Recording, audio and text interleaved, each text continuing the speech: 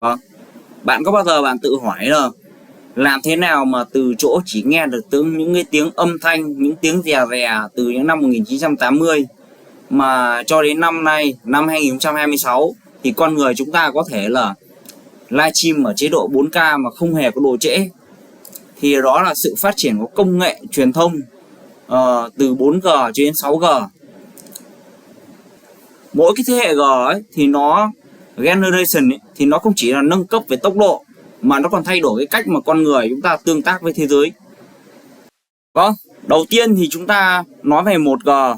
1G thì chúng ta chỉ có giọng nói thôi. Đó chỉ để thực hiện các điện thoại, các cuộc gọi điện thoại cơ bản. Thì sau đó đến năm 1990, những thập niên 90 đó, thì 2G, công nghệ 2G xuất hiện thì nó có thể giúp chúng ta gửi những tin nhắn văn bản. Đó. Còn bắt đầu từ những năm 2000, sự bùng nổ của Internet ấy, dẫn Internet di động bắt đầu. 3G được đưa vào trong những chiếc điện thoại thông minh. Khi đó đã xuất hiện những cái cuộc gọi video câu ở cấp độ sơ khai thôi. Đó. Còn đến những năm 2010 thì xuất hiện 4G trên những chiếc iPhone 4 và 4S. Thì khi đấy chúng ta đã sẽ có là truyền tải video HD, thanh toán ở di động bằng chế độ QR code ấy, QR, và hệ sinh thái các ứng dụng. Thì ở đây thì bùng nổ về tốc độ. Đó. Nhưng mà đến năm 2020 thì chúng ta có 5G, có thể nói là kết nối xe lái tự động này, máy móc và xe tự lái, và không chỉ kết nối với con người mà chúng ta có thể kết nối điều khiển robot từ xa, rất là tốc độ rất là nhanh. Còn đến 6G thì nó sẽ kết nối các mạng vệ tinh. Đó, kết nối với không dây một cách thông minh với tốc độ nhanh. Đó thì chúng ta có thể nhìn thấy một cái quy trình của cái truyền tải thông tin như này. Đó, điện thoại di động sẽ truyền đến trạm cơ sở, sau đó sẽ truyền dẫn không dây đến mạng lõi, rồi qua đó Internet, rồi sau đó đến máy chủ mục tiêu và trả về dữ liệu cho cái người dùng tiếp theo, người dùng mà chúng ta cần gọi đến. Đó. Vậy thì điều gì đã phải khiến con người phát triển từ 1G rồi lên 2G rồi dần dần lên tận 6G trong tương lai? Thì không giống như là cái cáp quang hay là truyền dữ liệu bằng sợi thủy tinh, thì điện thoại di động phải được truyền bằng sóng điện từ nha các bạn. Tuy nhiên thì cái sóng điện từ ấy thì nó chỉ là một cái phương thức vận chuyển thôi. Mà muốn truyền được video hay là âm thanh thì chúng ta phải đồng bộ hóa các tín hiệu vô tuyến này. Quá trình này được gọi là điều chế và mã hóa tín hiệu. Đây, điều chế và mã hóa tín hiệu này. Từ những cái chúng ta phải chuyển đổi nó thành các dãy số nhị phân, và sau đó mã hóa thành các tín hiệu này đáng tin cậy hơn. Đó. Sau khi mà tín hiệu được phát đi thì trạm phát sóng sẽ tiếp nhận, kiểm tra chất lượng, sửa lỗi nếu cần, và sẽ chuyển dữ liệu vào mạng lõi.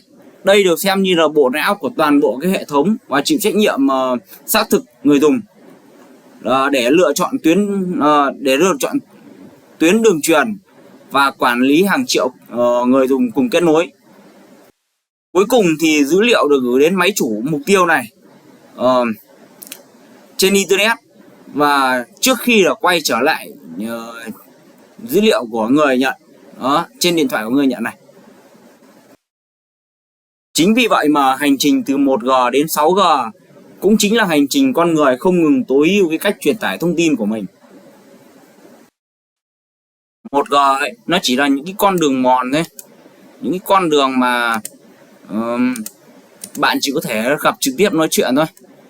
Đó, mình sẽ chỉ đi được những cái đoạn đường ngắn bằng những bước chân thôi. Trong khi đó 2G là thời kỳ bắt đầu có hệ thống địa chỉ, chúng ta có thể đóng gói thông tin vào các dãy số.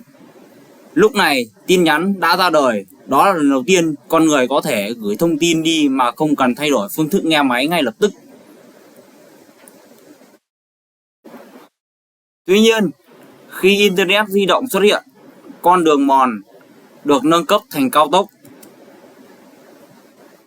Thì 3G, 4G này giúp chúng ta di chuyển từ tàu chở hàng bằng xe đạp chuyển thành chúng ta chở hàng bằng xe tải hạng nặng.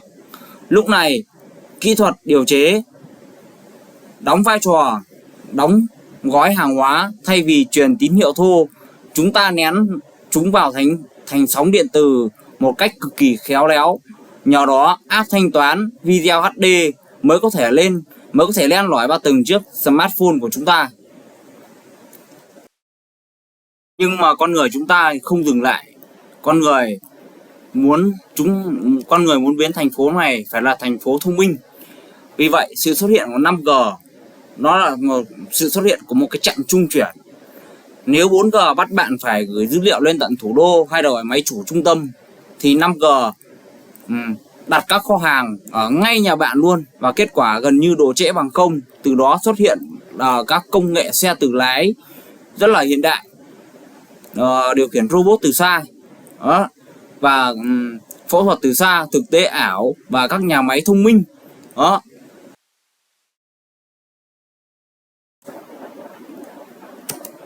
Còn với 6G thì thành phố này sẽ là một cái thành phố nó không còn biên giới nhé. Với công nghệ là Space Air Ground Integration thì mạng lưới không chỉ còn nằm dưới mặt đất mà còn trải dài trên bầu trời qua các vệ tinh. Lúc này mạng Internet lúc này không còn chỉ là truyền dữ liệu, đó là một cái tự suy nghĩ nhờ công nghệ AI đó. Với công nghệ 6G lấy AI là trung tâm thì chúng ta có thể đặc trưng là tốc độ lên đến terabit trên giây, độ trễ gần như bằng không, và độ tin cậy tuyệt đối và bảo mật tức là lượng tử rất là tuyệt đối, gần như là tuyệt mật rồi. Có thể kết nối với chính xác hơn thì tầm nhìn 6G sẽ là kết nối giữa nhân loại, trí tuệ và vũ trụ. Đó, thiết bị 6G kết nối đa tầng và AI xử lý toàn cầu và tiến đến các dịch vụ thông minh tức là không giới hạn. Mỗi cái thế hệ G không chỉ đơn thuần là một con số mà nó đang chứng minh cho việc nhân loại không ngừng cố gắng để đạt được những cái nỗ lực tối đa về khả năng truyền tải thông tin. Từ chỗ chỉ được nghe được tiếng từ công nghệ 1G, chúng ta đang dần tiến tới công nghệ cảm nhận được thế giới theo thời gian thực. Vậy theo các bạn thì 6G có biến mọi thứ thành một thực thể thông minh, ranh giới giữa thế giới vật lý và thế giới ảo sẽ biến mất, nó sẽ như nào? Vậy các bạn đang sử dụng cái công nghệ ở cấp độ 5G, 4G hay 3G hay 6G? Có thể để lại ở bình luận bên dưới cho mình và mọi người cùng biết nha. Cảm ơn các bạn đã theo dõi video này.